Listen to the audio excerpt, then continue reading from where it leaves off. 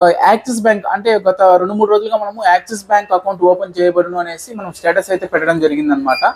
So దానికి సంబంధించినటువంటి WhatsApp ద్వారా కానివ్వండి, అలాగే ఫోన్స్ ద్వారా కానీ కొంత ఎంక్వైరీ అయితే జరుగుతుందన్నమాట. దానికి సంబంధించినటువంటి పూర్తి సమాచారాన్ని అయితే మనకు ఈ వీడియోలో మీకు షేర్ చేయడం అయితే జరుగుతుందన్నమాట.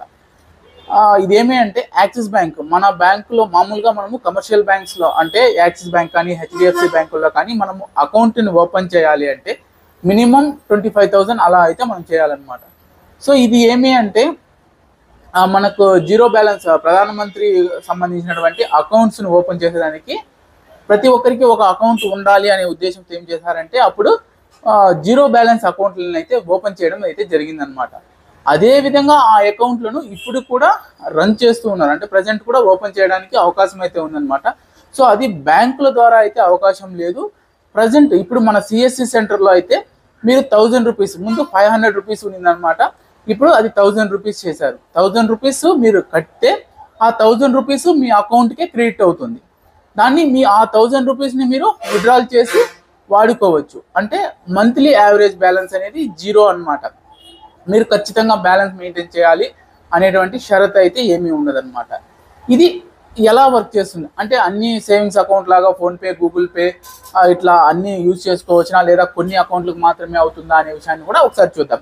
సేమ్ యాజ్ యూజువల్గా మనకు బ్యాంకింగ్ సెక్టార్లో ఏ బ్యాంక్స్ అయితే ఎలా వర్క్ చేస్తాయో అదే విధంగా అయితే ఉంటుంది.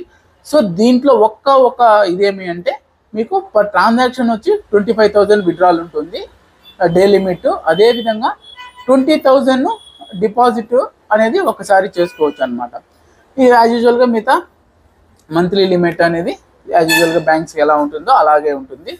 సో మీకు ఇక్కడ ఆన్లైన్లో అప్లై చేసిన తర్వాత మీకు త్రూ పోస్టల్ ద్వారా ఒక ఏటీఎం కార్డు, పాస్బుక్, దానికి సంబంధించినటువంటి డీటెయిల్స్, వెల్కమ్ కిట్ అయితే మీకు త్రూ పోస్టల్ ద్వారా అయితే పంపించడం జరుగుతుంది అనమాట.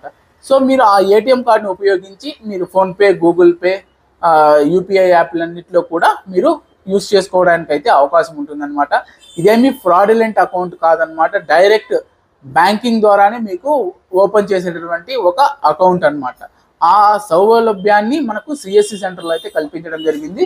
సో దానికోసం మనం ఎటువంటి అడిషనల్ ఛార్జెస్ అయితే మీకు ఉండదు. 1000 రూపీస్ మీ దగ్గర తీసుకొని అకౌంట్ ఓపెన్ చేస్తారు. ఆ 1000 రూపీస్ మీ బ్యాంక్ అకౌంట్కే క్రెడిట్ అయితే చేయడం జరుగుతుంది. ఇదే అండి ఇవాళ విషయం. నచ్చింది అనుకుంటున్నాను. నచ్చినట్లయితే తప్పకుండా విజిట్ చేయండి. ఇక డాక్యుమెంట్స్ విషయానికి వస్తే ఆధారు, పాన్ కార్డు, ఆధార్కి లింక్ ఉన్నటువంటి మొబైల్ నెంబర్ తప్పనిసరిగా తీసుకొని రావాలని. Thank you for watching.